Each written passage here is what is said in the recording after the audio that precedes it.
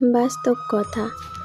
একজন মহিলা লিখেছেন, পুরুষ মানুষ যেই রক্তের গরম দেখায়, নারী সেই রক্ত প্রতি মাসে ড্রেনে ফেলে দেয়। বিপরীতে একজন পুরুষ লিখেছেন, মেয়েরা যেই রূপের গরম দেখায়, সেই রূপ ছেলেরা প্রতিনিয়ত রোদে পোড়ায়। আসলে মানুষ ভুলে যায়, সব কিছুর মূলে একজন আছেন, তিনি ঈশ্বর।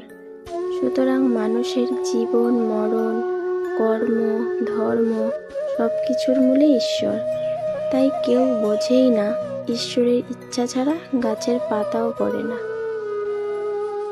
প্রত্যেকটা মানুষের জীবনে এমন সময় অবশ্যই আসবে, যখন সে প্রকৃতই অনুভব করতে পারে যে ঈশ্বর ছাড়া এই পৃথিবীতে আপন বলতে আর কেউ নেই।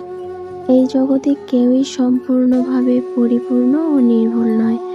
যদি তুমি কারোর কোনো ভুল দেখে তাকে দূরে সরিয়ে দাও, তাহলে তুমি এই জগতে একা হয়ে পড়বে।